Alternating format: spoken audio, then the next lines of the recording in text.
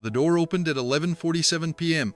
No knock, no announcement, just the slow creak of ancient hinges and the quiet footsteps of a man who had nothing left to fear. Cardinal Augusto Ferrante looked up from his desk, and the blood drained from his face, because standing in his doorway alone, without guards, without aides, without cameras, was Pope Leo XIV, and the look in his eyes said everything words could not. 3 days earlier, on the morning of June 30th, a sealed brown envelope appeared on the Pope's desk inside the Apostolic Palace. No return address, no stamp, no Vatican postal marking, just a single word written in black ink on the front: Ferrante. The envelope had bypassed every layer of Vatican security. No one in the mailroom had logged it. No aide had screened it. It appeared as if someone with deep access, someone who knew the exact layout of the Pope's morning routine, had placed it there during the narrow window between 6 a.m. Mass and the Pope's return to his study. Leo noticed it immediately. He didn't call security. He didn't summon an aide. He sat down, opened the envelope himself, and began to read. Inside were 47 pages of financial records, internal memos, and 3 photographs. One of the photographs showed a private meeting between Cardinal Ferrante and a man Leo did not recognize, later identified as Aldo Marchetti, on the terrace of a luxury hotel overlooking Lake Como. The second showed a bank wire transfer authorization bearing Ferrante's personal signature. The third was a photograph of a handwritten letter, Ferrante's handwriting, instructing a religious superior to resolve the matter quietly and with discretion. Leo read every page twice. Then he closed the envelope, placed both hands flat on the desk, and sat in absolute silence for nearly 20 minutes. Father Herrera found him like that, motionless, staring at the wall, and knew immediately that something catastrophic had landed. What those documents revealed would shake the Vatican to its foundations. Before we continue with this story, if you're finding this as gripping as I think you will, take a second to hit that subscribe button and leave a comment telling me where you're watching from. Your support keeps these stories coming, and trust me, you don't want to miss what happens next. Cardinal Augusto Ferrante was not a man people questioned. At 73 years old, he had spent nearly 5 decades climbing the Vatican hierarchy with surgical precision. He ran the dicastery for Institutes of Consecrated Life, one of the most powerful offices inside the Holy See. He controlled budgets worth hundreds of millions of euros. He oversaw religious orders across 4 continents, and he had built an empire of loyalty, silence, and fear that made him virtually untouchable. For decades, no pope had dared challenge him. Not Benedict, not Francis, no one. Ferrante operated in the shadows between faith and finance, and he had mastered both. Bishops who cooperated with him were promoted. Those who didn't were reassigned to forgotten dioceses and places no one could find on a map. He rewarded obedience and punished independence with equal efficiency, and for years the system worked perfectly. But there was a problem Ferrante had not anticipated. The new pope was not like the others. Robert Francis Prevost, Pope Leo XIV, had spent 2 decades as a missionary in Peru. He had lived among the poor. He had seen what corruption did to faith from the ground level, and when he was elected on May 8, 2025, he made a private vow that very few people knew about. He told his closest aide, a young Augustinian priest named Father Tomas Herrera, one sentence that would define his papacy: "I did not come here to manage. I came here to clean."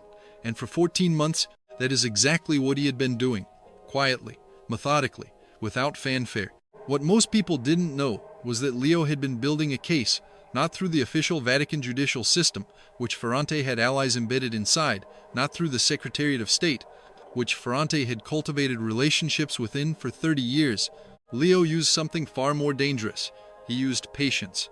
Since August 2025, the Pope had quietly requested an independent review of every major financial transaction processed through the Dicastery for Institutes of Consecrated Life over the previous decade. The review was conducted by 3 external lay auditors, 2 Italian forensic accountants, and 1 American compliance specialist, none of whom had any prior relationship with the Vatican. They reported only to Leo, not to the Secretariat, not to the Prefecture for the Economy, only to the Pope himself. And what they found was devastating. Over the course of 10 years, Cardinal Ferrante had quietly redirected more than 93 million euros from religious order endowments into a network of private investment vehicles registered in Luxembourg, Malta, and the Isle of Man. On paper, the investments appeared legitimate. They were structured as charitable real estate trusts and educational endowments, but in reality, they were shells. The money flowed through 3 intermediary companies, all of which were controlled by a single Italian financier named Aldo Marchetti. Marchetti had no background in religious philanthropy. He had a background in luxury real estate development, and he had made Ferrante a very wealthy man. But it got worse, much worse. And what came next in the investigation was something even Leo had not expected. Buried inside the financial records was a pattern. Every time a complaint was filed against a priest within one of the religious orders under Ferrante's jurisdiction, a complaint involving abuse, misconduct, or financial impropriety, the case would be flagged by Ferrante's office. If the accused priest belonged to an order that had significant financial assets, the complaint would be quietly shelved, not investigated, not forwarded, shelved. In exchange, the religious order would make a voluntary contribution to one of Ferrante's educational endowments. Over 7 years, the auditors identified 19 separate cases where abuse complaints had been buried in exchange for financial contributions totaling more than 12 million euros. 19 families, 19 victims, 19 people whose suffering was converted into a line item on a balance sheet. When Leo read this section of the report, he set it down. He walked to the window of his study. He looked out over St. Peter's Square, and for the first time since becoming Pope, his hands were shaking. Not from fear, from anger. Father Herrera was the first to speak. Holy Father, this is enough to remove him. More than enough. The evidence is overwhelming. Leo didn't turn from the window. Removing him is not enough, he said quietly. Removing him only removes the man. It does not remove the system that created him. Herrera paused. Then what do you want to do? Leo turned. His expression was calm, controlled, but his eyes carried the weight of something that had been building for months. I want to look him in the eye, he said. I want him to know that I know everything. And then I want to make sure no one in this institution ever believes they are beyond accountability again. This was not just about one cardinal. This was about sending a message. On July 1st, the Vatican was already in crisis mode over another matter entirely. The Society of St. Pius X had just consecrated 4 new bishops without papal approval, an act of direct defiance that threatened to deepen the worst traditionalist schism in decades. Leo had personally written to the Society of St. Pius, the 10th leader, Father Davide Pagliarani, pleading with him to cancel the ceremony.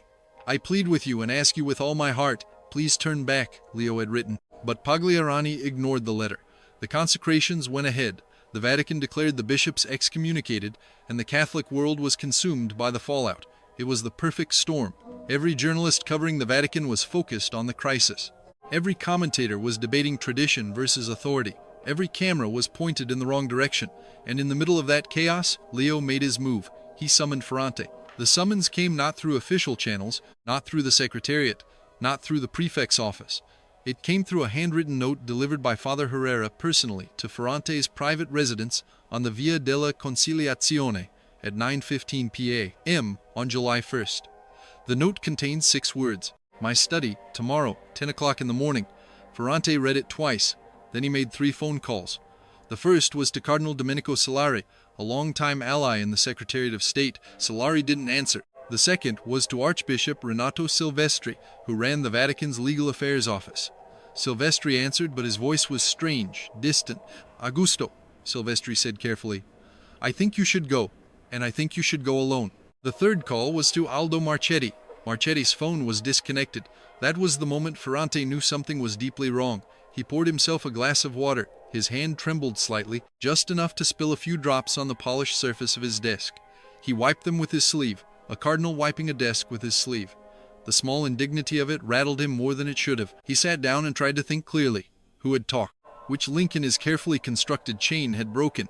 He mentally cycled through every person who had access to the full picture of his operations. Marchetti, Silvestri, 2 mid-level monsignors who handled the paperwork, the superior generals of 3 religious orders who had cooperated. Any one of them could have been the source. But why now? Why, after all these years? He didn't sleep that night. He paced his apartment. He opened and closed his laptop 3 times without typing anything. At one point, he stood in front of the mirror in his bathroom and looked at his own face. The deep lines, the thinning hair, the eyes that had watched empires within the church rise and fall. And even then, even in that moment of creeping dread, he still believed he could survive. He had survived everything before. Investigations under Benedict, rumors under Francis, journalistic exposes that went nowhere because no one inside the Vatican would confirm them. He had outlasted 3 papacies. He had buried more threats to his position than he could count. One more meeting, even with this American Pope who had lived in the mud of Peru, was just another obstacle to manage. He was catastrophically wrong, and he was about to find out exactly how wrong he was. On the morning of July 2nd, Ferrante arrived at the Apostolic Palace at 9:48 a.m. 12 minutes early. He wore his full cardinal's vestments, The scarlet cassock, the zucchetto, the pectoral cross. It was a deliberate choice. He wanted to remind the Pope that he was not some minor functionary. He was a prince of the Church. He had been created a cardinal by Pope Francis himself. He carried the weight of tradition, rank, and institutional authority, and he intended to use every ounce of it. He was escorted to the second floor by a young Swiss guard who said nothing. The hallways were empty, unusually empty. On a normal morning, the corridors of the Apostolic Palace hummed with aides, monsignors, and visiting diplomats. But today the building felt abandoned. Ferrante noticed it, and it unsettled him. He reached the Pope's private study at exactly 9:55 a.m. The door was closed. Father Herrera was standing outside. "The Holy Father will see you at 10 o'clock, Herrera said. Nothing more. Ferrante nodded. He straightened his cassock. He composed his expression, and he waited. At precisely 10 a.m., the door opened. The study was smaller than most people imagined.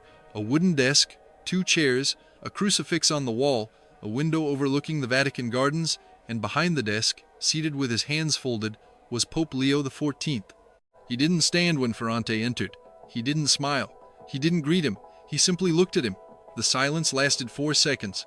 It felt like an hour. "Sit down, Augusto," Leo said. His voice was quiet, almost gentle, but there was nothing gentle about the look in his eyes. Ferrante sat. He crossed his legs. He adjusted his ring.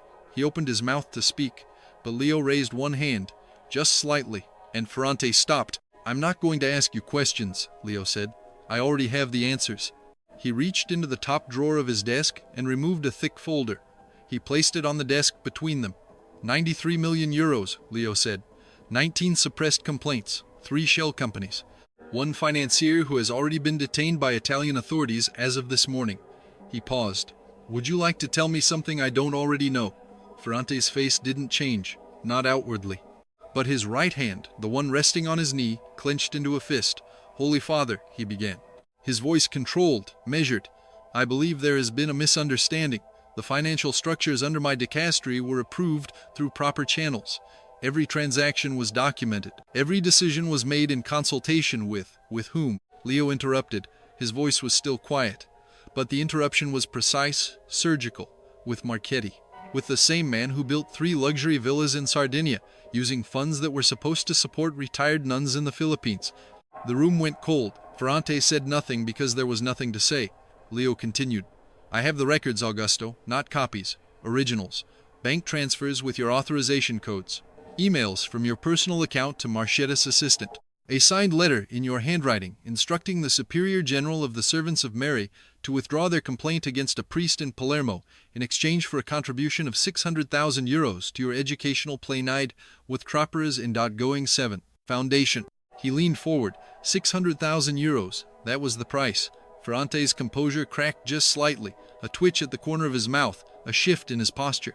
His left hand moved to his pectoral cross and gripped it, not in prayer, but in reflex, the way a drowning man grips whatever is closest. "Those funds were used for legitimate purposes," he said, but his voice had lost its authority. It sounded hollow, mechanical, like a man reciting lines from a script he no longer believed in. He had rehearsed this defense 100 times over the years, in his own mind, in the shower, in the back seat of Vatican cars on the way to meetings, where he knew someone might ask questions. But he had never rehearsed it for an audience of one who already had the originals. "Legitimate?" Leo repeated. He let the word hang in the air. Then he opened the folder and removed a single photograph. He placed it on the desk facing Ferrante. It showed a young woman, perhaps 25 years old, sitting in what appeared to be a hospital waiting room. Her face was turned away from the camera. "Do you know who she is?" Leo asked. Ferrante looked at the photograph and something shifted behind his eyes. Recognition. "She filed a complaint in 2019, Leo said, against a priest in her community in southern Italy, a priest under your jurisdiction. Her complaint was flagged by your office, classified as insufficient evidence, and closed within 11 days. No investigation, no interview, no follow-up. 3 months later, her religious order made a donation of 420,000 euros to the St. Augustine Educational Trust. Your trust." Leo placed his hands flat on the desk. "She attempted to take her own life 6 months after her complaint was dismissed. She survived, barely. She spent 4 months in a psychiatric facility. She left religious life. She has not spoken to anyone in the church since." The Pope's voice dropped. "That is what your legitimate purposes look like, Augusto." The silence that followed was suffocating. Ferrante stared at the photograph. He didn't speak. He didn't move. For the first time in perhaps 40 years, Cardinal Augusto Ferrante had absolutely nothing to say. But what happened next is what no one inside the Vatican expected, and it changed everything. Leo stood up. He walked around the desk, and he did something that Ferrante, and later everyone who heard about this meeting, found completely disarming. He sat in the empty chair beside Ferrante, not across from him, beside him. Eye level, no desk between them, no barrier, no hierarchy in the seating arrangement, just two men in a room. "I did not bring you here to humiliate you," Leo said. His voice was different now, softer, but no less direct. "I brought you here because you still have a choice. The evidence I have is sufficient to begin a canonical trial. It is sufficient for criminal referral to Italian prosecutors. It is sufficient to strip you of your cardinalate and remove you from every position you hold. All of that is already in motion." He paused. "But I am offering you something else first." Ferrante looked at him. His eyes were red, not from tears, from the raw physical toll of watching his entire world collapse in real time. "You can resign," Leo said publicly, "tomorrow morning. You will cite health reasons. You will return to private life. You will cooperate fully with the ongoing investigation, and you will make a statement, in written or spoken, your choice, acknowledging that you failed in your duty to the people this church is supposed to protect." He let that settle. "Or you can fight. And I promise you, Augusto, if you fight, I will not blink. I will release everything, every document, every transaction, every name, and I will do it publicly, not behind closed doors, not through a quiet Vatican communique, publicly, because this church will not hide anymore." That last sentence hit the room like a thunderclap. Ferrante sat motionless for nearly a full minute. Then he spoke. His voice was barely above a whisper. "And if I resign, what happens to the others?" Leo's expression didn't change. "Which others?" "The ones who helped me. The ones who looked the other way. There are people in every corridor of this building who knew what I was doing. Some of them benefited. Some of them were afraid. But they all knew." Leo nodded slowly. "I know they did," he said. "And they will be dealt with. Not all at once. Not through spectacle. But they will be dealt with. Every single one." Ferrante closed his eyes. When he opened them, something had changed. The arrogance was gone. The posture of power had dissolved. What remained was a 73-year-old man sitting in a chair, looking at the wreckage of his own legacy. "I will resign," he said. Leo stood. He extended his hand. Ferrante looked at it for a long moment.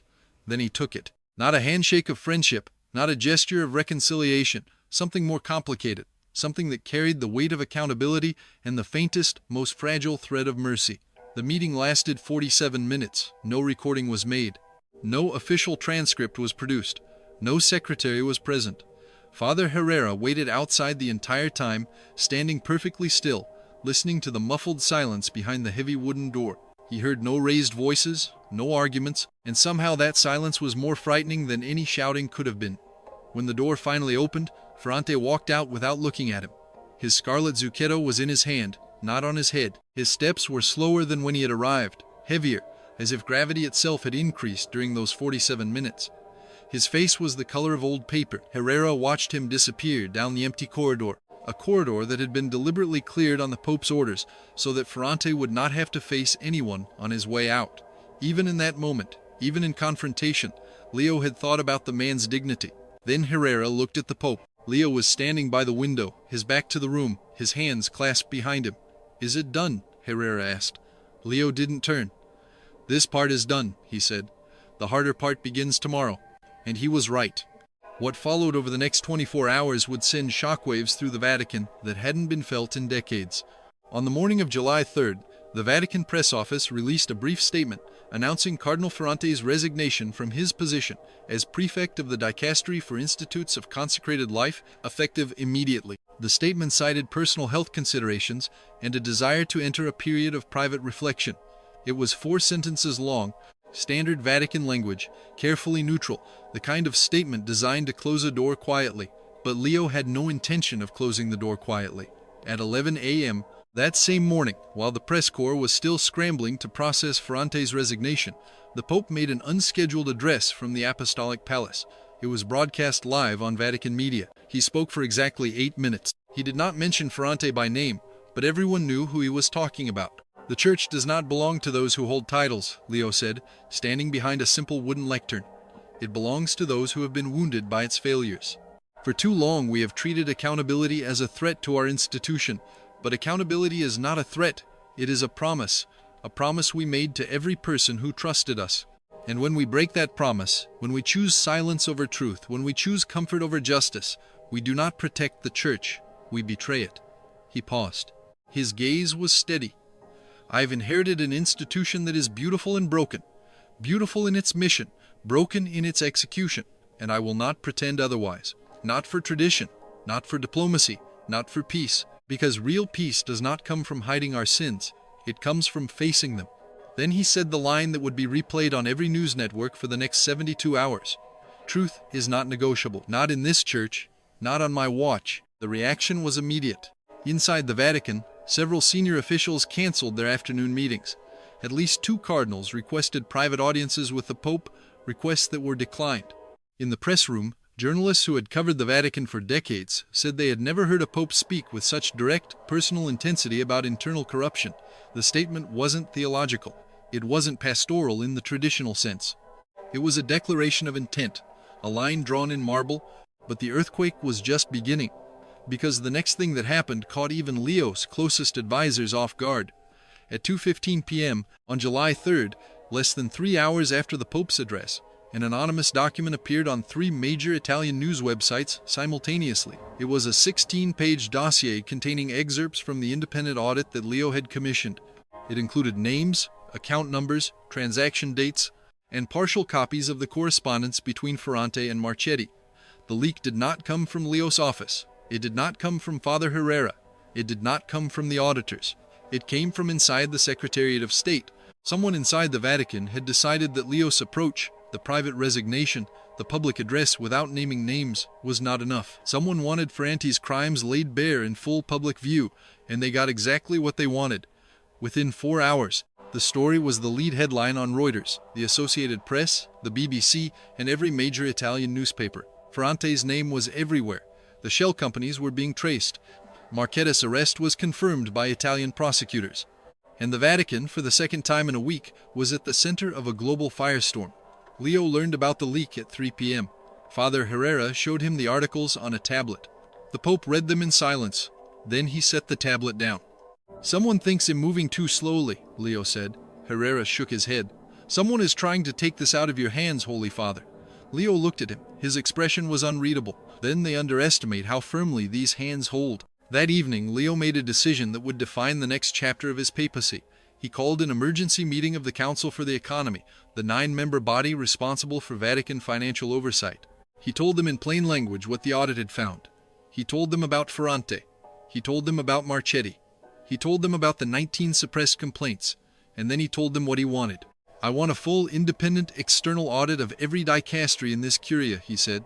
Not partial, not voluntary, mandatory. I want every financial record from the last 15 years open to professional lay auditors who report directly to this council. And I want the results published, not summarized, not redacted, published. The room was silent. Several members exchanged glances. One of them, an Italian cardinal who had served on the council for 6 years, raised his hand. Holy Father, with respect, this level of transparency is unprecedented. The diplomatic implications alone, Leo cut him off. The diplomatic implications of hiding corruption are worse. No one spoke after that. The motion passed unanimously, not because everyone agreed, because no one in that room was willing to be the person who voted against transparency on the same day the Ferrante scandal broke. The next morning, July 4th, Pope Leo XIV boarded a helicopter bound for Lampedusa. The pastoral visit had been planned for weeks. It was meant to highlight the migrant crisis, to honor the thousands who had died crossing the Mediterranean. But now it carried additional weight. As Leo celebrated Mass on the island, speaking about compassion and the duty to protect the vulnerable, the irony was not lost on anyone. He was talking about migrants, but everyone heard the echo of the women and men inside the church whose complaints had been buried by a cardinal who thought he was untouchable. During his homily, Leo spoke about the parable of the Good Samaritan. He compared Lampedusa to the road from Jerusalem to Jericho, a dangerous path where the wounded are left by the wayside. The encounter with those who lie before us, stripped of everything, calls us to be close to them, he said. And then, in an unscripted moment that his aides later confirmed was entirely spontaneous, he added, "This is true on every road, in every institution, in every room where power sits across the table from suffering. we must never pass by. Back in Rome, the fallout continued, and it was accelerating faster than anyone had predicted. By the evening of July the 4th, two more senior officials connected to Ferrante's financial network had submitted their resignations. Archbishop Gianluca Moro, who had served as Ferrante's deputy for 6 years, resigned, citing a need for personal discernment. Monsignor Paolo Benedetti, who had overseen the administrative processing of the shell company transfers, resigned without any public statement at all. He simply left a signed letter on his desk and walked out of the Vatican at 4 p.m. No one saw him leave. The third official, a canon lawyer who had helped structure the legal framework for the educational trusts, requested an indefinite leave of absence. His request was granted within the hour. The Italian financial police announced a formal investigation into the Luxembourg and Malta entities identified in the audit. Marquettas attorneys released a statement claiming their client had acted in good faith and would cooperate with authorities. No one in Rome believed it. By nightfall, at least 4 major news organizations had dispatched teams to Sardinia to photograph the 3 luxury villas that Marchetti had built with money originally designated for retired religious sisters. And inside the Vatican walls, in the quiet offices and private apartments of the Curia, something was shifting. Not dramatically, not loudly, but unmistakably. Conversations that would have happened in person were now happening over encrypted messaging apps. Officials who had once walked the corridors with casual confidence now moved quickly, heads down, doors closed. 2 cardinals who had been seen dining regularly with Ferrante over the past year quietly canceled their summer travel plans. The culture of protection that had shielded men like Ferrante for decades was developing cracks, deep, visible, irreparable cracks, and everyone could feel it. Father Herrera found the Pope alone in his study late that night after returning from Lampedusa. Leo was sitting in the same chair he had sat in when he confronted Ferrante. The folder was still on the desk. The photograph of the young woman was still face up. "You should rest, Holy Father," Herrera said. Leo looked at the photograph. "She doesn't know," he said quietly. "She doesn't know that someone finally listened." Herrera paused. "Do you want me to reach out to her?" Leo was quiet for a long time. Then he nodded. "Not as the Pope," he said, "as a priest. Tell her that her voice was heard, that her suffering was not forgotten, that someone in this institution chose truth over comfort." He looked up. "And tell her, I am sorry, not as an institution, as a man." Herrera nodded. He turned to leave. Then Leo spoke again. "Tomas." Herrera stopped. "This is not over. Ferrante was one man, but the system that made him possible, the silence, the complicity, the culture of untouchability, that system is still here. Inside these walls, inside these offices, inside the hearts of men who believe that power exempts them from accountability." He paused. "It doesn't. And as long as I sit in this chair, it never will." The next day, the Vatican confirmed that a comprehensive external audit would begin in September 2026. It would be the most extensive financial review in the history of the Holy See. And at the bottom of the official announcement, in language that was unusually direct for a Vatican communique, was a single sentence: "No office, no individual, and no rank within the Church shall be exempt from review." Cardinal Augusto Ferrante was not seen in public again. His residence on the Via della Conciliazione was quietly vacated. His files were seized.